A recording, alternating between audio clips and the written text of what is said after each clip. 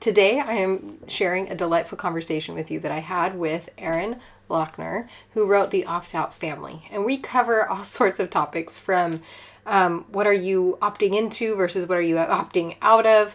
How do you actually practically make the switch to having less technology in your life? Why we don't think watching TV shows is the most important thing to be focusing on, and what some other things are instead to work out. So there's something for everybody in this very long conversation, but it was just too good to cut anything out. And so I hope that it just gives you some food for thought as you reflect about the impact that technology is having in your own family, and more importantly, how to become more engaging than the algorithm as a way of life. That is Erin's family's motto, to be more engaged in the algorithm. And so there's just lots of really great practical ideas for how you can do that in your own home. Hi, I'm Jessica Jackson, and this is the new way to thrive in motherhood by leaning into who you are, what you love, your unique family situation and personal mission to create a life that you actually want to live. I want to invite you to join me in saying no to the life of the exhausted supermom, burnout, victim thinking, being pulled in so many directions, suffering through survival mode, or being lost in motherhood, and say yes to building strong families and moving forward on our greatest goals in order to create a fulfilling life that we are excited to wake up to each day and become a soaring mother. This is the Thriving in Motherhood podcast. If you're enjoying today's episode, I have a free gift for you. It's the Technology Fast workbook. In it, it guides you through the process of setting up your own rules for a technology fast for 30 days, and then how to set up your environment to be successful with that fast, and then reflecting on the back end of that to implement some real and lasting change. So this isn't just something that you do for a short period of time, but you take the very best of it with you and actually start to be intentional with how you want to use your technology in your life, and more importantly, what you're going to do instead. And so you can get that at the link in the description below. Welcome everyone to the Thriving in Motherhood podcast. Today I'm here with Erin Loechner, and it is an absolute delight to be with you today, Erin. Thank you for joining me. Oh, thanks for having me. I'm excited. I can remember exactly where I was. I had my second child postpartum in bed for that really long recovery stretch when I read Chasing Slow. My friend handed it to me and said, "This is a beautiful book with beautiful pictures, with beautiful words, and it's beautifully written, and you should read it." So that was like my first introduction to you, which it probably was, oh, well, he's 9. So 9, almost 10 years ago now that I first came across your work. And you have since published another book, The Opt-Out Family. And we participated in Other Goose for a few years. And my oldest was half the age she is now, which is a homeschooling platform that you created. Do you still run it, I'm assuming? Yeah, it kind of runs itself. And I just pop in and visit with people. It's a blast. Yeah. Okay. So that's my interaction with you. But how about you fill in the gaps and let everybody know a little about who you are and what you do?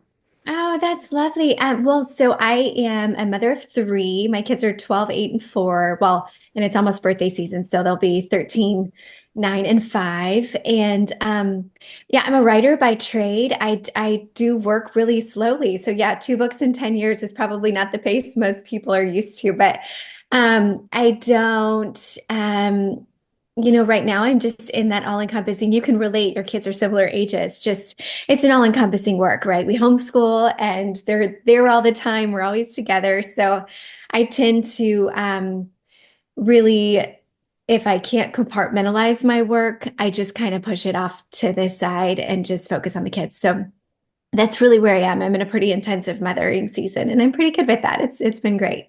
Yeah. So what does motherhood look like for you right now? Let's see. Right now, we are, I would say, very gently homeschooling. We're just honestly, we're pretty seasonal with homeschooling. So we have really stripped it down to the bare bones of reading, writing, arithmetic. We're just checking those off. And then we're working a lot on, I feel like we're always working on habits and character, but we're kind of re-entering once hormones, it kind of hit the scene. I feel like we draw back in. So anyway, we're focused on, core basics, and then our kids are really involved in a theater troupe, so they're working on Tom Sawyer right now, and they're gonna perform that in a couple weeks, and then we are going to head out west to live on the side of a mountain and camp there for the summer and build some structures and get our hands dirty and learn how to do chickens and goats and all of it. So yeah, we're kind of all over the place actually right now, but we're just really pretty focused on the kids' interests and passions and making sure that we're being diligent about incorporating that into what we're doing as a family. That's amazing, especially where, we discovered that for the first early years of their lives, they kind of just came along with what my husband and I were interested in doing and Yeah. joined our projects. And it's interesting. There's been this big shift now to I'm not doing so many projects myself anymore, but we're doing still a lot of projects just with them, supporting them in what they're working on. Yeah, it's a funny pivot. It really is. My pastor often says, like, all of the things that you do as a young parent will make you that'll make you a really good parent of youngs, actually make you a really bad parent of older ones, right? Because you're sort of orchestrating and doing a lot of things for them and with them, and then you kind of have to sort of hands off for a little bit. And we're sort of in the beginning of that right now with our oldest, but it's a slow transition. It's been really fun. Yeah. Oh, I have been amazed at how joyful this transition is. I was so worried about it. You reading that book, okay, reading Chasing Slow, and I'm here with my 2-year-old and my newborn, and I'm thinking it's going so fast. Everyone says I'm going to like regret this time if I don't embrace it, and I'm miserable, and I didn't know what I was doing. And fast forward all these years later, it just realizing, well, every season's beautiful and enjoyable, and I have history to know, like, yeah, I embraced those the best I could, and now I can embrace this the best I can. Yeah, you really can. And I think you find that there's no perfect, you're doing what's required of you and you're learning to love the work that's required of you, right? But you're always learning how to do it better. And so I think once you can kind of gain the confidence that is, I'm not going to be able to do everything for and with my kids, then you can just kind of really focus on doing something for and with them really, really well. And I like that stage. Yeah, and that really sets us up beautifully for what you have given a lot of time and thought and energy into, which is the opt-out family. And this idea of I think what's so beautiful about this book is a lot of times, and I just overheard a conversation at church yesterday, which is, well, technology is here to stay, so we just have to figure out how to live with it and, context of our children. And I think you have chosen a third option, which is, no, actually, I get to choose what this looks like for me and my family, even though it's in existence. So, can you talk more about how you came to this point, your background in why you're so interested in technology usage, and how that influences how you use it and with your kids as well? Yeah, of course. Well, I was a social media influencer for years. My work started as an HGTV.com host back in, gosh, it was 15 years ago, I want to say, long, long time ago.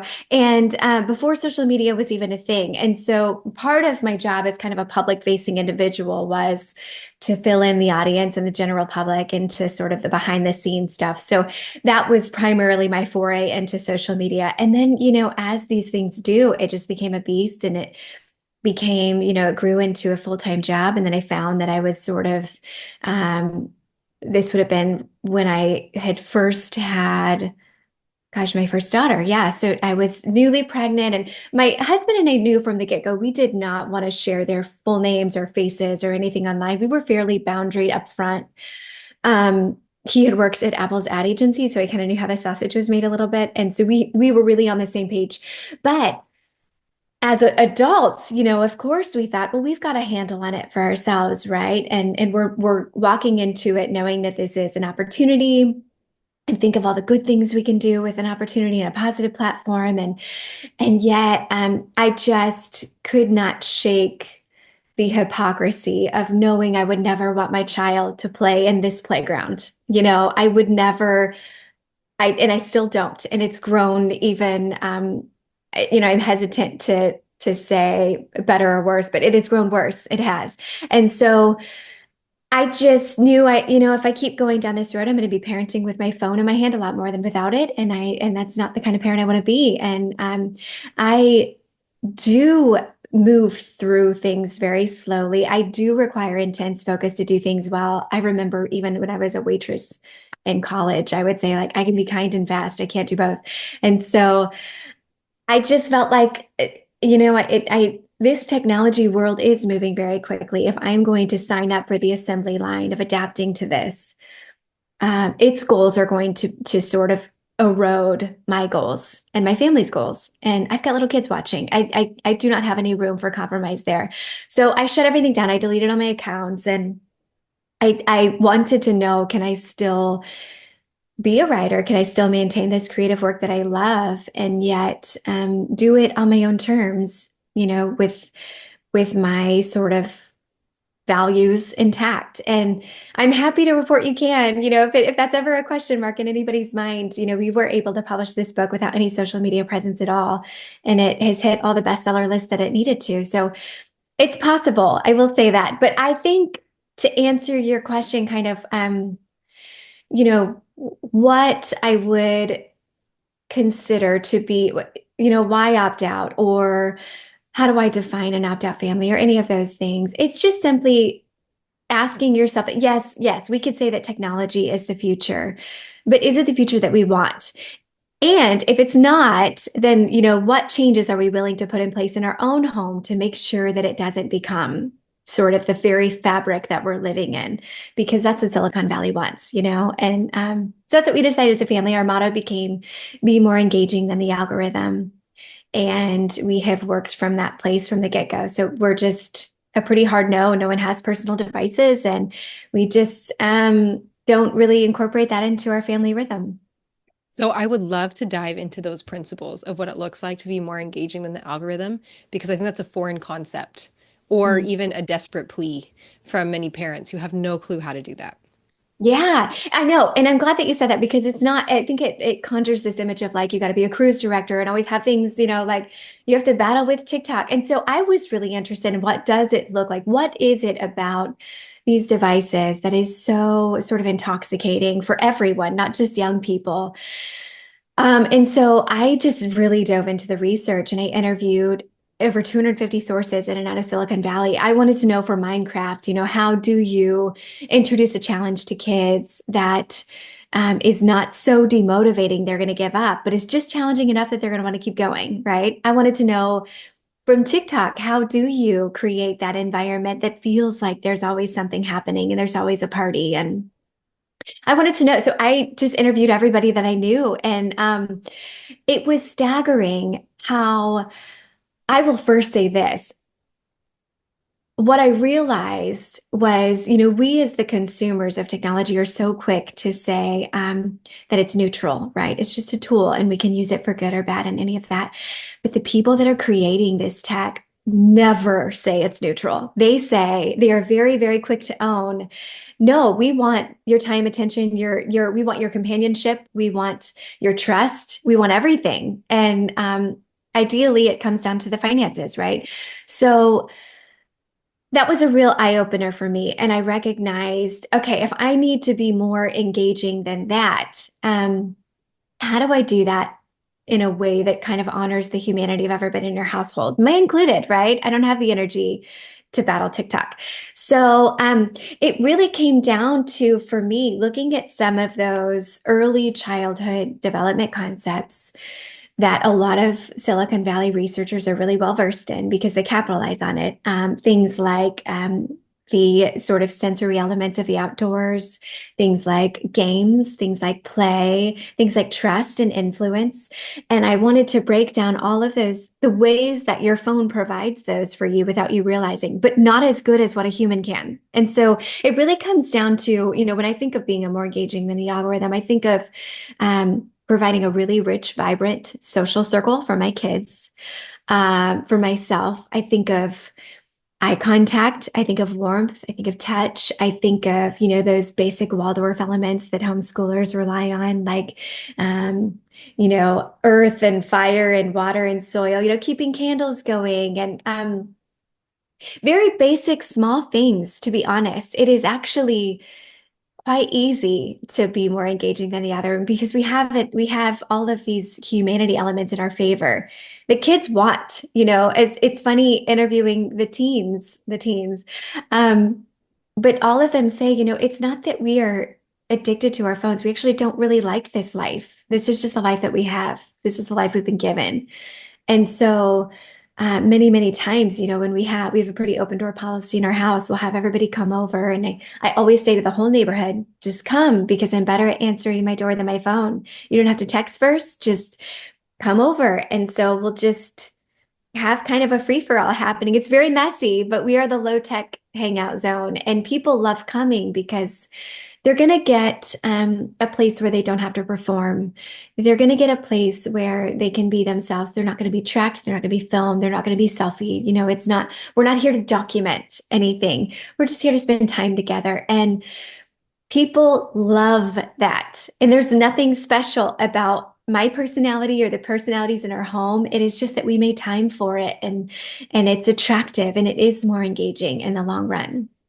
Well, and I think often too, it's like, why do the kids go to a device or want something? Well, it's because your attention's on a device, right? Like it's kind of who's waiting for who to be available again, and then no one ever connects. Yeah, exactly. Yeah, a lot of them talk about how there's kind of a lunchroom table rule where if one person looks at their phone, then the next person does. And then if 50% of the table's looking at their phone, well, then that's like an illicit permission that everyone can. So yeah, it's that's sort of how I define the experience. But a lot of the sort of intricacies and sort of how it plays out in real time is in the book because every family is going to be different. But I just kind of model sort of how we do it. I think that we have one solution of many, and there's a lot of really cool ways to do it. So this other element of here, though, is I think a lot of moms do use technology for themselves and for their kids because they feel like they don't have the bandwidth to Mm. handle all of the things coming at them, right? Whether it's the children's emotions or the messy house or the creative projects or, their own struggles and they don't know how to cope. So what are the things that you are doing intentionally so that you can live a life where you don't need to be escaping? That's lovely. You know, I can relate to that. I think I recognize that it is actually a lot easier to parent without tech than tech. You're kind of writing the natural rhythms, and then things aren't quite as explosive. It's a bit as if things are. It's kind of hard to explain, but it's almost like the wave is just gentle and lulling. And there are just natural lulls in the day that you can kind of follow with your energy and your own heartbeat rather than this frenetic check in, check out, check in, check out, that's very harsh. Um, so I have found it is far easier, but I think, specifically we're talking about the younger seasons.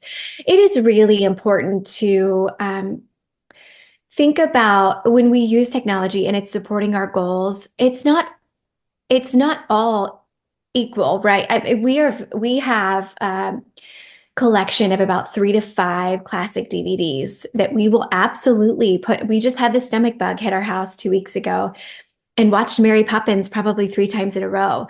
And we have, our small little curate selection of DVDs that are sort of age old favorites.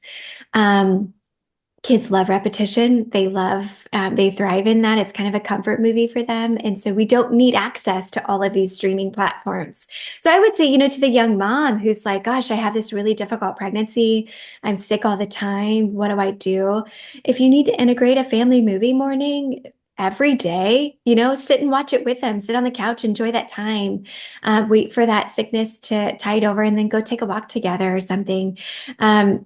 That's what I would just say, think about the things that have to happen in front of you and recognize that, you have your sort of unique limitations and complex interactions with your own family makeup.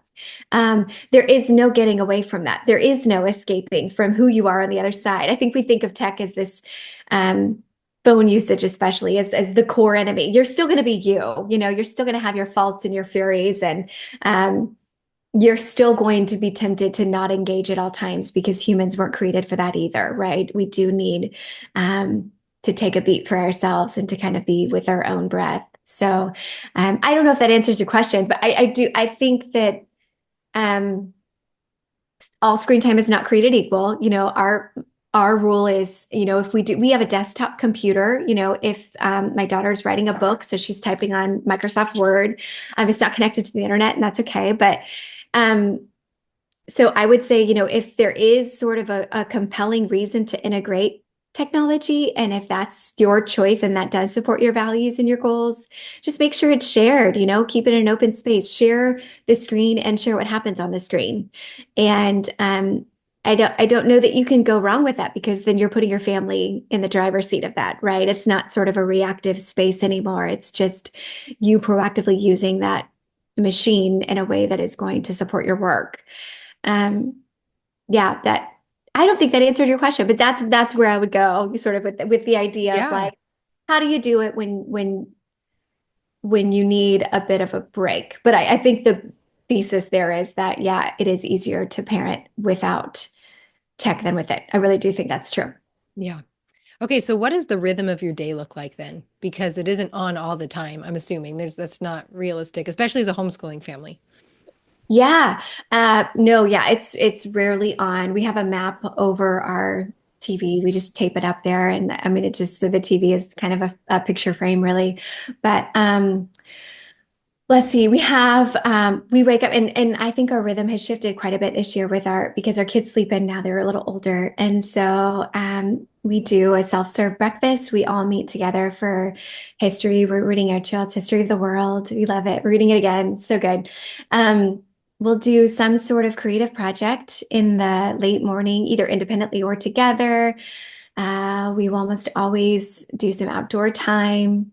Let's see, in the afternoon is usually when we're running an errand or we're meeting friends or we're going to the park or whatever. And then evenings is like wind down and we play catch up and we sort of compress and decompress our day. We finish up any loose ends.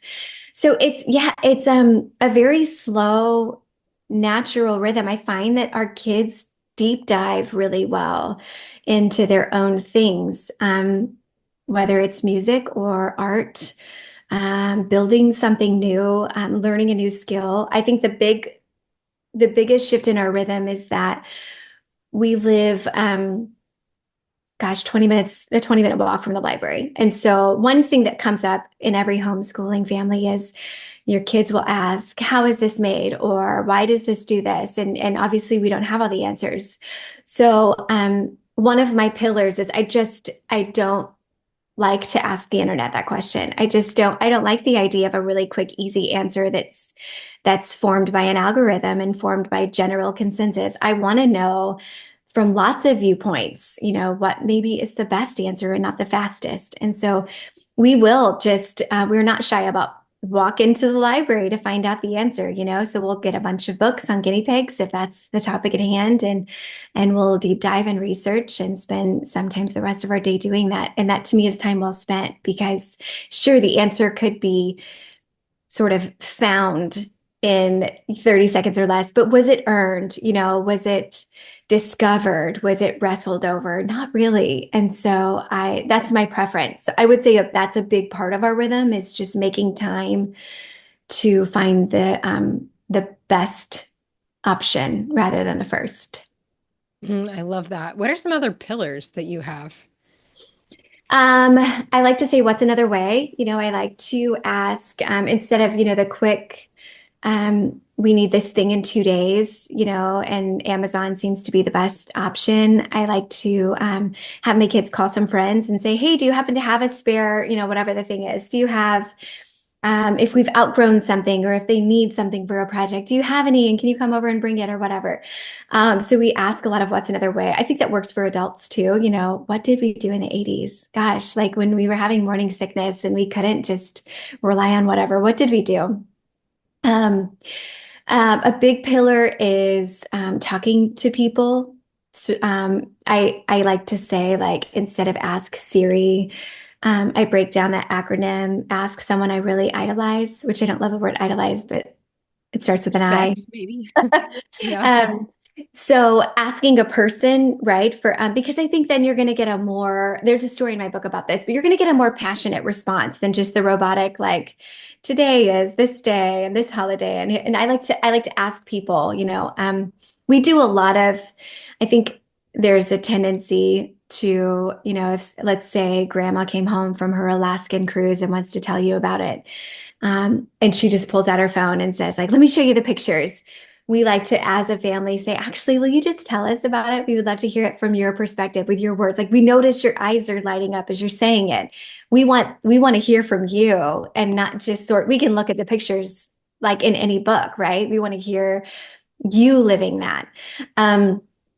So we'll do a lot of that. We just, yeah, we don't really take a lot of photos. For me, if it's not going to be on the living room wall, I probably don't need it. So yeah, there are a lot of of pillars like that where I don't really think about what technology is stealing in terms of time anymore. It's all of those other things. It's wonder and creativity and interaction and personality. I think those are the things that I want to really preserve for my kids. That I think they're kind of bypassed and short circuited with that easy, quick response. So those are a couple.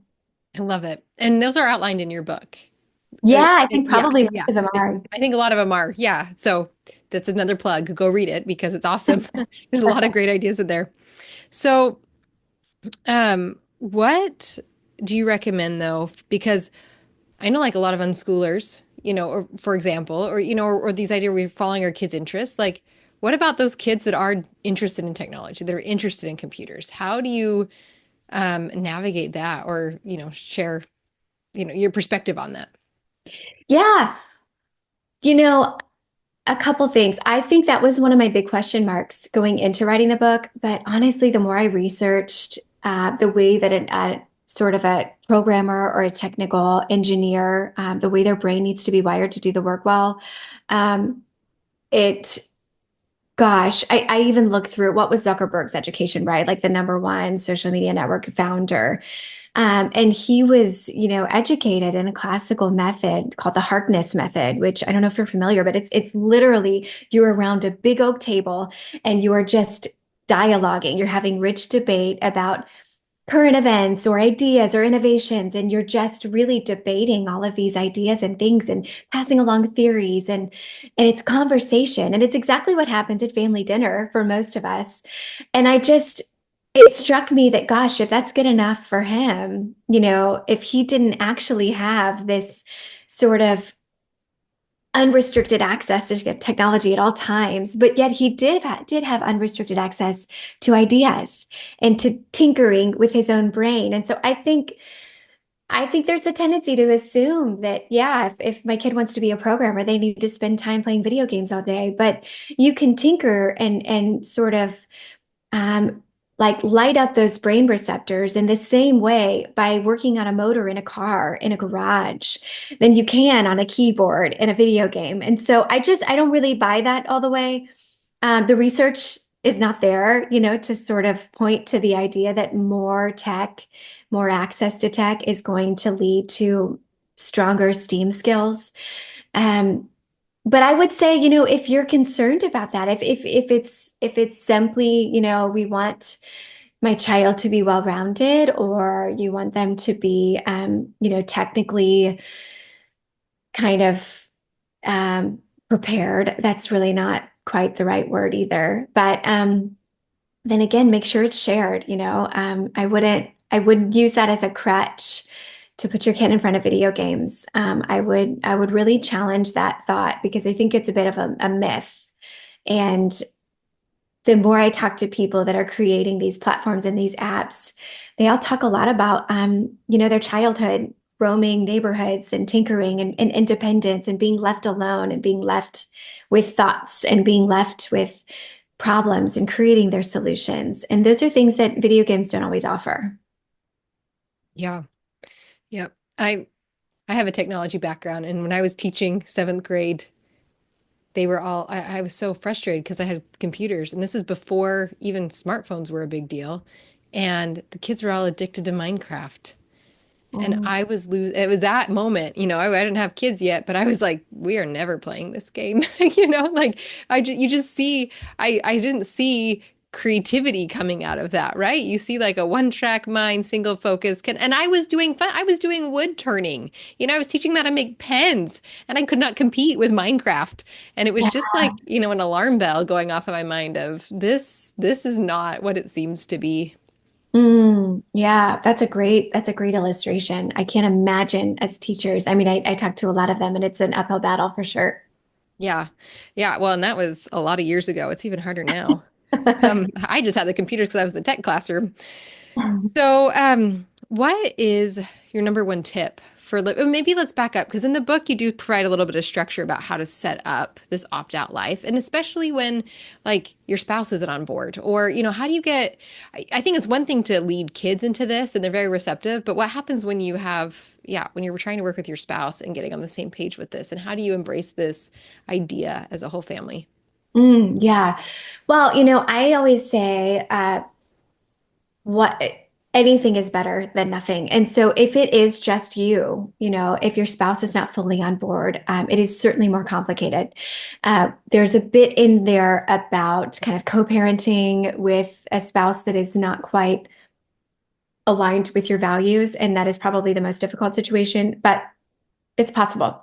I think one of the things that really tends to work in the most successful families is a lot of open dialogue, a lot of asking your community questions. Um, for me, this was much more because I sort of saw the underbelly of the algorithm as an adult, because I participated very heavily in social media. And I was super convicted. My husband was less so about social media. He was about kind of the general, like, we don't need Alexa, we don't need the Ring doorbell, right? Like we don't need sort of these machines and devices that are in our houses, Big Brother type. He was so on board with that, but the kind of those more like, I don't know. I think social media was my hard no for me, but the idea of like, what age do you get a smartphone? All of those questions. The more that we asked other people who were parenting alongside of us, the more we just paid attention to sort of the reaction to other, when we were at somebody else's house or you're having play dates or you're seeing what's happening with fighting over the iPad and screen time and all of it. When you hear from other parents that their biggest battle is screen time, when you see the statistic that, gosh, 77% of parents believe that personal devices do more harm than good, but 98% of teens have them, you start to wonder, where's the disconnect? What are the reasons that we're giving our kids these phones? And they're on the surface good enough reasons. But what I do in the book is kind of walk through that disruption process. Actually, it's the same process that Apple's ad agency walks through with all of their clients, including Apple. And so they just go through, okay, well, yes, this is the reason, the conventional reason that we should integrate technology. Is that reason actually true? And is there another way? And I had a lot of conversations with my husband about that, So if a spouse isn't on board, appeal to logic, really look at those numbers, really unpack some of those reasons. Okay, well, why do you feel truly that?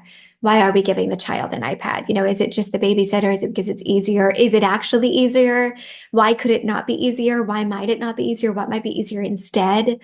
And I think you'll find, through that disruption process that a lot of these things we just sort of accept as truth, right? Like your conversation at church where it's like, technology is the future. We got to find a way to live with it. But do we, do we actually really have to in our home, maybe outside of our walls, but in this place that we do have control and responsibility over, then let's sort of reclaim some of that, So I would start there. If your spouse isn't on board, I would also model for you, there is something to be said for being so convicted that you're willing to do something no matter what anybody else does or says, even if it's someone you love and respect, like your spouse.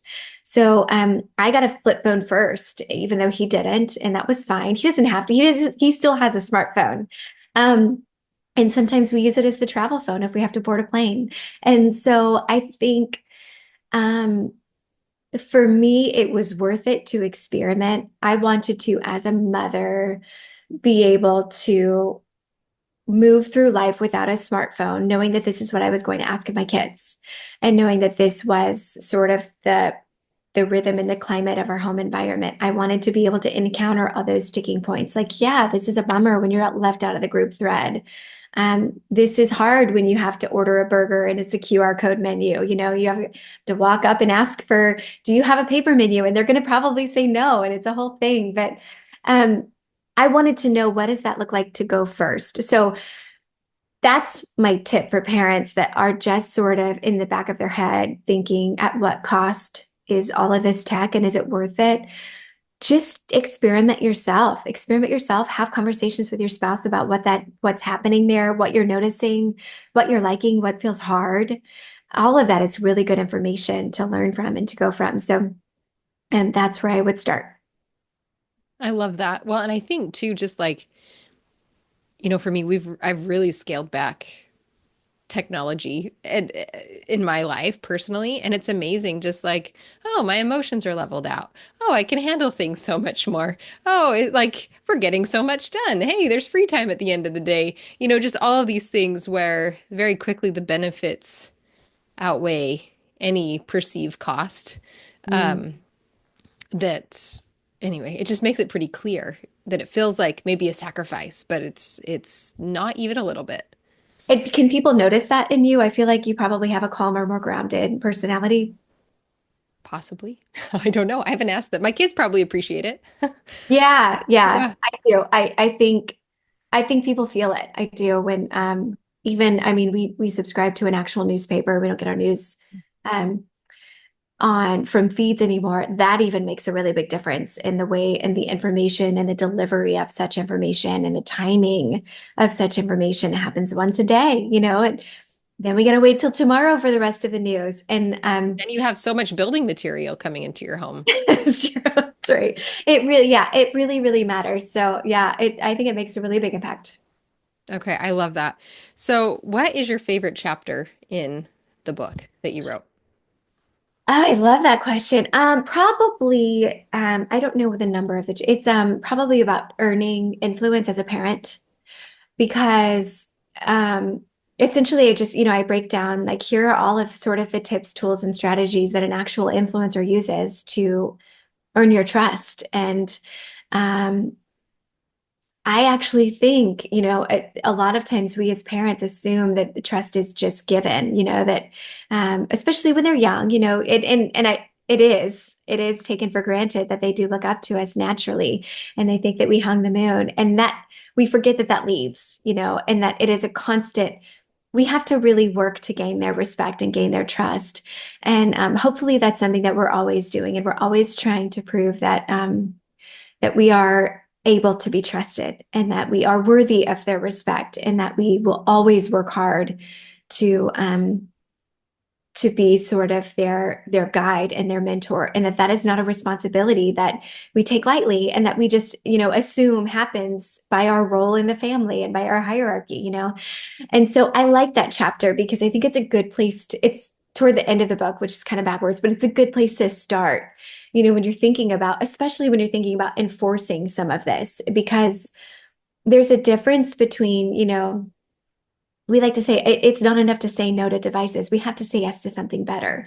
So it's asking yourself, what is the yes that we can offer our kids? For me, that does look like having an open door policy in a house that is always messier than I would prefer it, and having, a lot more teen approved junk food in my pantry than I would without that. And I think that's okay. That's my preference. It's choosing your hard, that's the hard I would choose rather than this reactive passive hard where I'm kind of offering my child a portal to the world that I think they're not ready for, prepared for, whatever. Instead, I'm inviting the world into them in small increments and in a shared space where we can all kind of learn from each other. So um, I like that chapter. I like the idea of thinking really hard about the ways in which we influence our kids and being worthy of that. Yes, and that I think is not thought about hardly at all in our like modern parenting and definitely not mainstream culture right now. Yeah, yeah. And especially I think then when they're young, um, for good reason. We're thinking a lot about how do we get in our me time, self-care, a lot of those things. But I'm pretty conflicted on that because I, it is important. It is important to take care of yourself as a member of the family, but not as the sole member of the family. It is a partnership. It takes a family to raise a family. I say that all the time to my kids, and they always roll their eyes. They're like, "Mom, I know we have to pick up our socks." But I think it's worth reflecting on. Am I the role model that I want to be for my kids? Are my parents, am I as a parent living the way I would want my kids to see and live? And am I doing it in a way that honors the way that, for me, the way that God created me?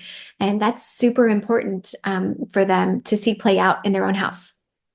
Thank you. Okay, so want to hear, and yeah, I'm sure you've talked with many, many families that have gone through this journey, but like, what is the process? Like, kind of the path that you're on, especially because I think a lot of people start with no idea with what they are going to be opting into, right? You say opt out of screens, and it's like, okay, but now what? So, Yeah. what is that like journey like for a family walking from using technology, and maybe it can be specific, like what are specific things that people have been using in technology that you see that maybe they are walking away from? Okay. I think a really quality shift is no personal devices. So, right, if you are used to, every kid having their own iPad and having sort of a screen time limit on that iPad, I would just sort of ground zero, start from don't do that. Just see what happens if you take it away. See what happens if, um, while you still can, while you do still have a little bit, because we're thinking of younger ages. I Um, mean, yeah, let's speak to like the 13 and under crowd, 12 and under crowd. Okay, great. Yeah, I would just say, if it's not shared tech, you don't have it. Mhm. Like if it's not available and accessible to everyone, there's a lot of really great reasons for that. You have to share with a sibling or, whatever. But we don't have, we have an old iPad that is hooked up to our piano. I think another really great, maybe if you want to kind of take this slowly, you don't want to just confiscate every personal device and just start by making the device a single-use device.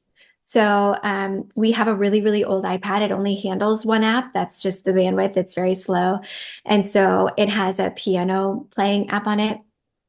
And our daughter learned to play the piano on it. And then our son wanted to learn and of course, with my son, I was like, wait a minute, I don't want an iPad in our house at all.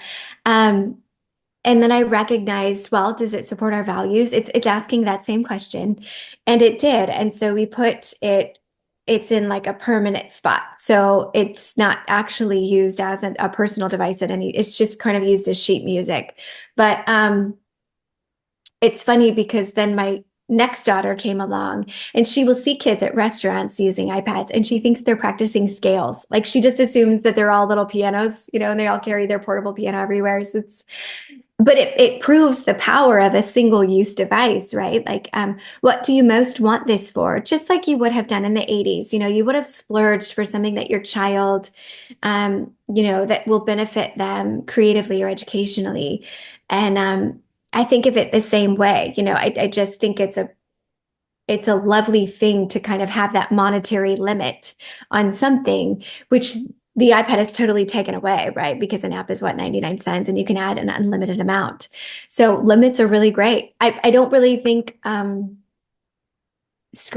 don't really prescribe to the screen time theory because I think, well, what is screen time? It's not all, it's very immeasurable anyway. There's a lot in the book about the reasons why screen time isn't the most helpful guideline in terms of how much your child should have or not have. I just think it's more about the idea that we are living life on separate screens, and that we think that our life is kind of orchestrated, or that our creativity is orchestrated on this one machine, and my machine is different than your machine, and this is mine, and I have ownership over it.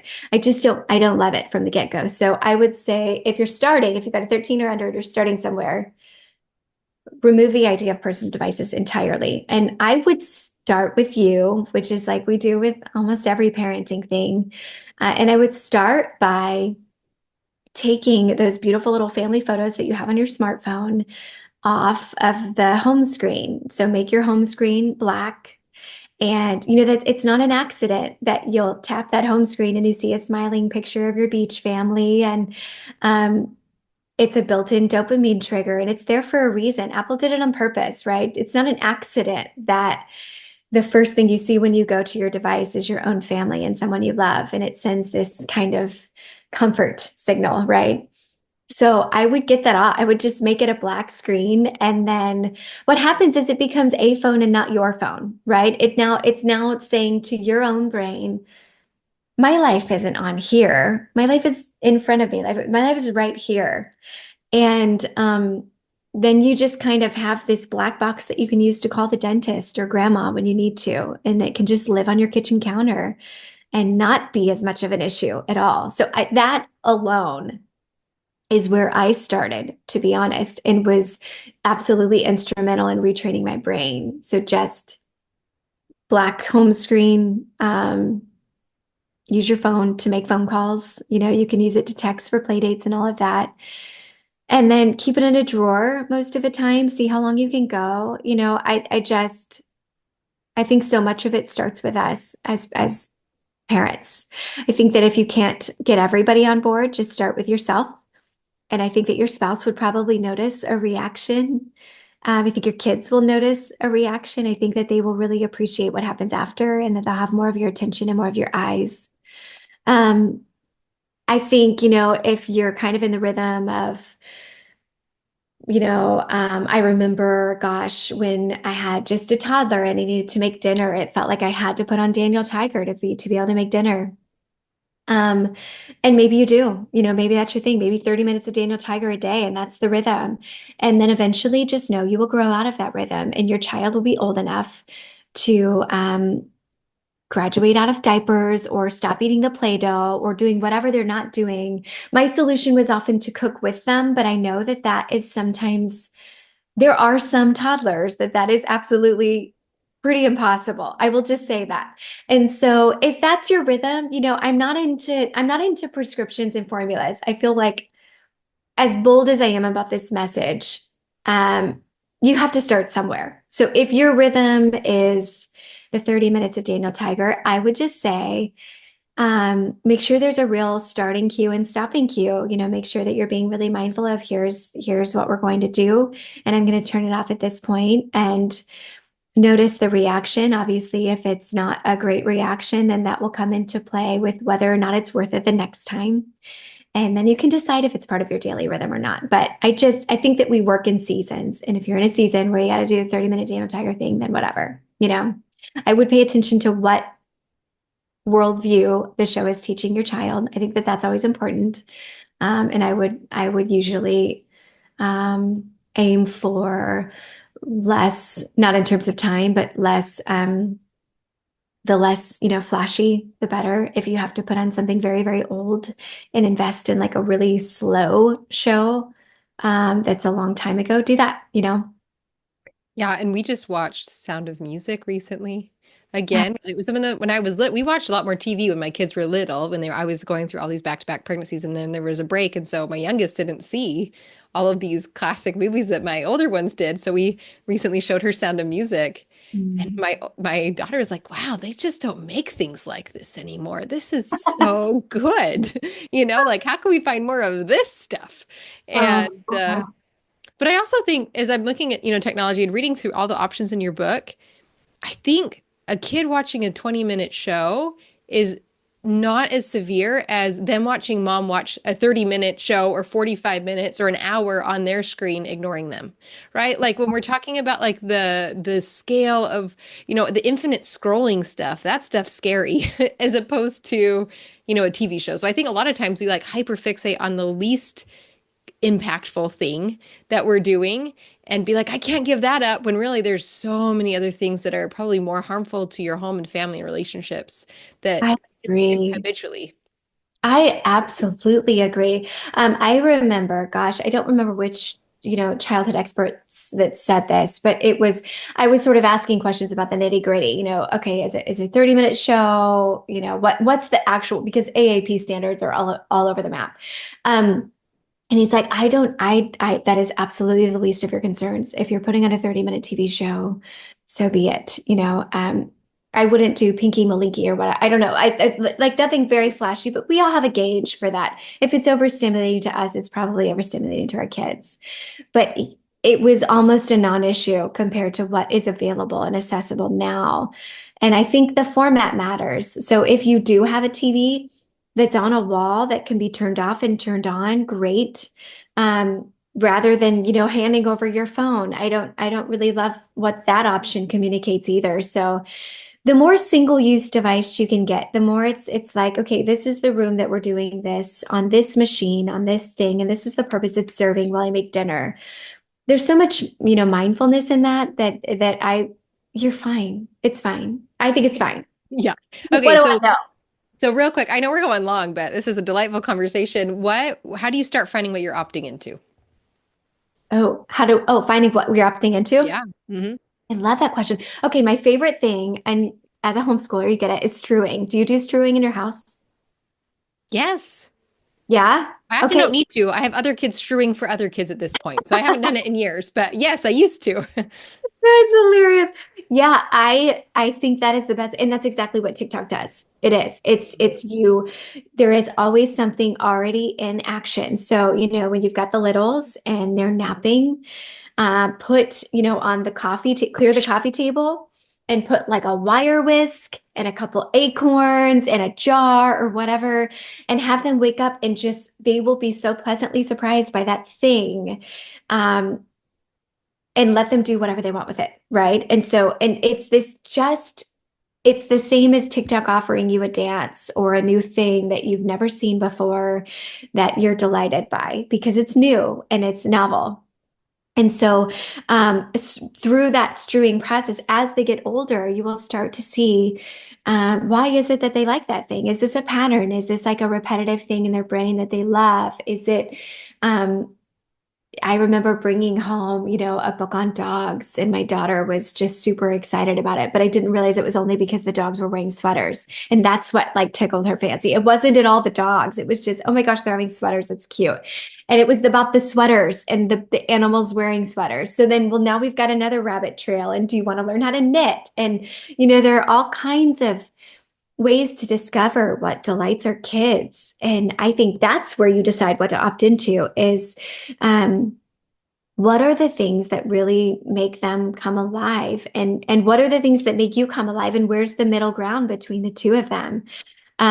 You will never go wrong in nature. I absolutely believe that. I think just getting out for the mom, you are encountering a space that you don't have to vacuum afterwards. You're taking a walk in the woods and the pine needles can just be where they are.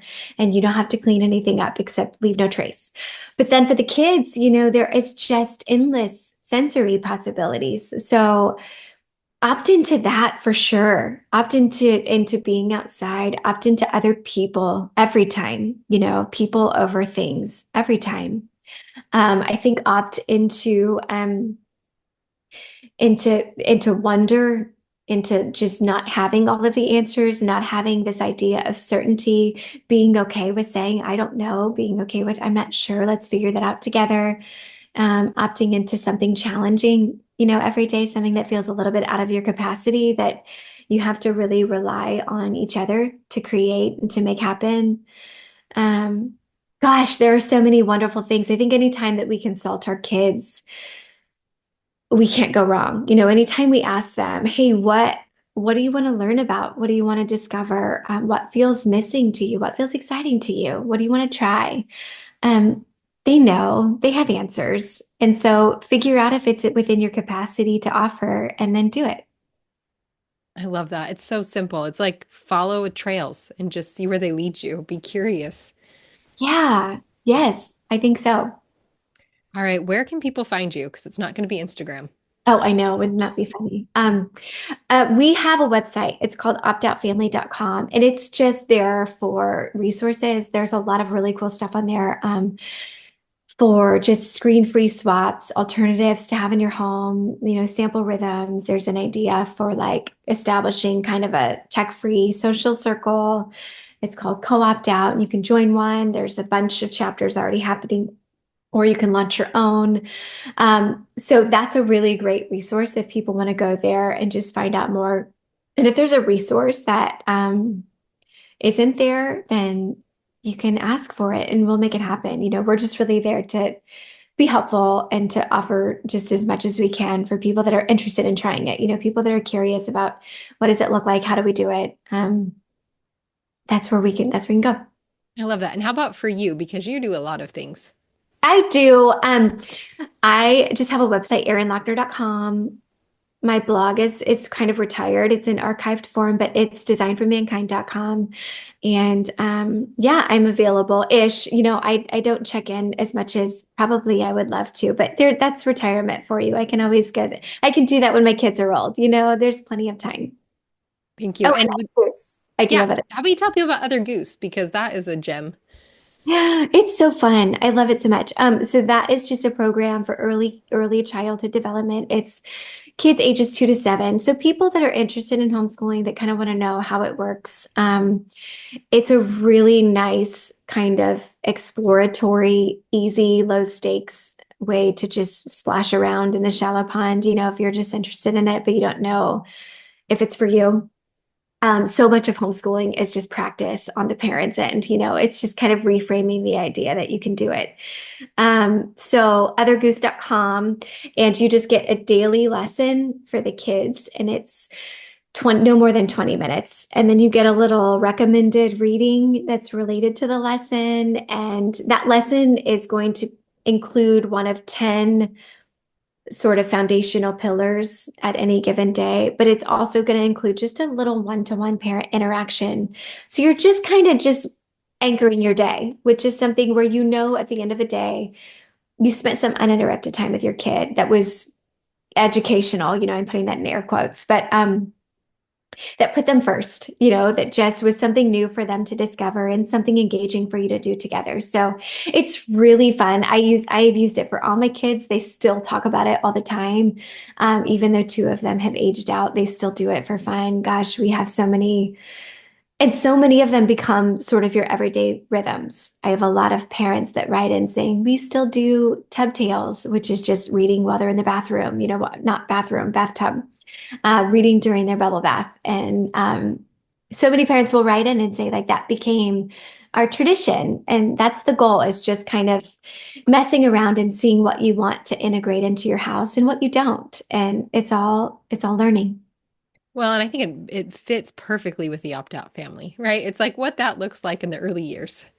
Yeah. Yeah. Thanks for that reminder. I always forget how they're integrated, but they are, yeah, because Mm. you're realizing, well, gosh, if I incorporate all of these things and if I do follow my kids' passions, there's actually not that much time left over to integrate any screens at all. So you're just doing so much real life that you're busy and occupied and engaged. Well, and I have found for us, like those seasons when we are using screens more, it's typically because my capacity is low. And Mm. then it just naturally goes away because my capacity increases and our days fill. And we always have so many interesting things going on. And so, like, that can just be, if thinking about technology is stressing you out, well, Other Goose will just fill it up with other options, right? It really does. You're Yeah. right. Thank you for saying that, because there is not, yes, you might be in a season. And I always forget to add the disclaimer that you might be in one of the seasons where you are relying on tech more than you want to, but it really does naturally go away if you're paying attention to your kids. It really will. It really will. And that's important for people to know, that you don't have to kind of with a like a strong arm, hands clenched fist, take everything away and just lord the tech over them. I think it's a real, it for every mile traveled, there's a ditch on either side. You can either sort of take this crazy all-in approach on tech, but you can also take this crazy tech-free stance that makes everybody nuts too. So, I mean, just you have to work with what you've got in front of you. And if you're paying attention, your kids and your own desire to parent those kids will not steer you wrong. Yeah. And your desires will change over time too, I think is something Yeah. like a lot of times we don't even have the desire to walk away from the tech. Mhm. Um, but like it requires time to educate those desires, to develop new tastes and interests and affinity to live differently than we are now. And that's a process. Yeah. Yeah. Amen. Okay. Well, thank you so much. I really appreciate you taking time with me and all of our listeners today to talk about we've covered so much territory and share just your wisdom with all of us. Yeah, we did. Thank you. And keep doing your good work. I mean, I love that you're just pouring into so many people. Where you are planted, watch the blossoms grow.